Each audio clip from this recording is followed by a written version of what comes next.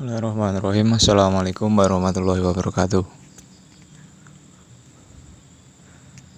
Di sini saya sebagai perwakilan kelompok 3 Sosiologi Komunikasi dengan judul Konstruksi Sosial Media yang beranggotakan Afifatur Rahman, M. Ainur Rafiq Al-Ihwani, Rizwanda Vigo Ardiansah, Sabila Ihsani Nugroho, dan Sema Karima ingin mempresentasikan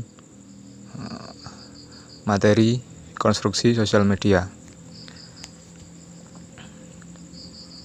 Pada kesempatan kali ini kita akan membahas tentang pengertian konstruksi sosial, asumsi dasar dan teori konstruksi sosial, proses dialektika dalam teori konstruksi sosial mulai eksternalisasi, objektivasi, dan internalisasi, contoh media massa atau sosial mampu membentuk konstruksi sosial,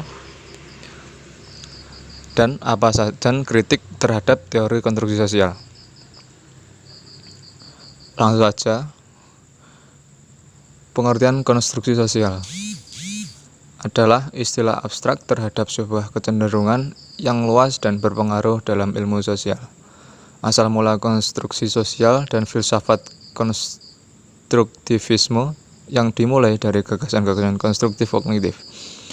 Menurut Van Glaserveld, pengertian konstruktif kognitif muncul pada abad ini. Pada kenyataannya, konstruksi sosial berlangsung lamban, membutuhkan waktu yang lama, bersifat spesial, dan berlangsung secara hierarkis vertikal, di mana konstruksi sosial berlangsung dari pimpinan kepada bawahannya, pimpinan kepada masanya, kiai kepada santrinya, guru kepada muridnya, orang tua kepada anaknya, dan sebagainya. Asumsi dasar teori konstruksi sosial. 1. Realitas merupakan hasil ciptaan manusia kreatif melalui kekuatan konstruksi sosial terhadap dunia sosial di sekelilingnya. Yang kedua, hubungan antara pemikiran manusia dan konteks sosial tempat pemikiran itu timbul, bersifat berkembang dan dilembagakan.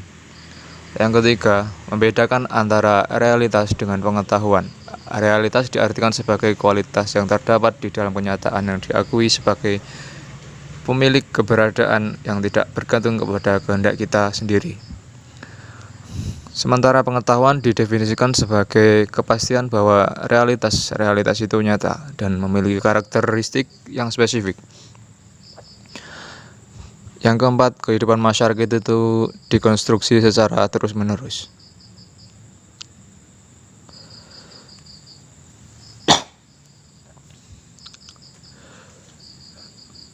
Berger dan Luqman mengatakan terjadi dialektika antara individu menciptakan masyarakat dan masyarakat menciptakan individu.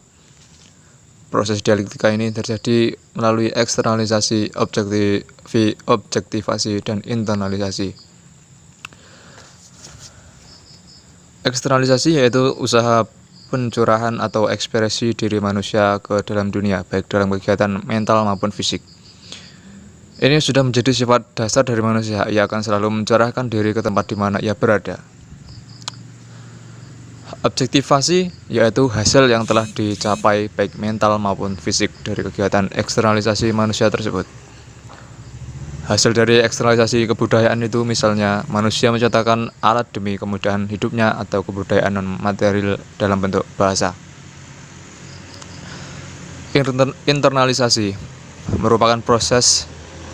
merupakan penyerapan kembali dunia objektif ke dalam kesadaran sedemikian rupa sehingga subjektif individu dipengaruhi oleh struktur dunia sosial berbagai macam unsur dari dunia yang telah terobjektifkan tersebut akan ditangkap sebagai gejala realitas di luar kesadarannya, sekaligus sebagai gejala internal bagi kesadaran.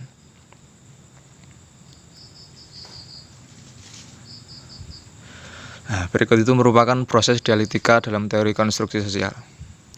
Yang selanjutnya, contoh media massa sosial atau sosial mampu membentuk konstruksi sosial, yaitu seorang jurnalis atau wartawan yang memiliki pekerjaan utama untuk menceritakan hasil liputan atau reportasenya kepada khalayak, akan selalu terlibat dengan usaha-usaha untuk mengkonstruksikan realitas, yakni dengan cara menyusun fakta yang dilaporkannya ke dalam suatu bentuk laporan jurnalistik, berupa berita, karangan khas, atau gabungan keduanya.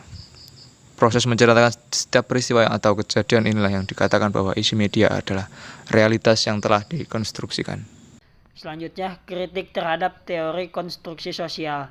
Dalam teori ini ada beberapa hal yang harus dikritik karena teori ini lebih menyuburkan kapitalisme, di mana media massa dianggap berpihak kepada kapitalisme tersebut. Sampai saat ini hampir tidak ada lagi media massa yang dikuasai oleh kaum kapitalis. Oleh karena itu, media massa banyak digunakan untuk kepentingan kaum kapitalis. Di sisi lain, keberpihakan media massa kepada halayak atau masyarakat masih dinilai semu. Masyarakat sering dijadikan objek jualannya sebagai media massa seperti televisi guna menaikkan share rating untuk menggenjot perolehan jumlah iklan. Selanjutnya adalah adanya nilai perubahan sosial yang memiliki kaitan dengan kapitalisme, terutama menekankan gaya hidup modern serta menempatkan nilai materi sebagai puncak nilai tertinggi. Mungkin cukup sekian dari kelompok saya, kurang lebihnya mohon dimaafkan. Wabillahi taufiq wal hidayah. Wassalamualaikum warahmatullahi wabarakatuh.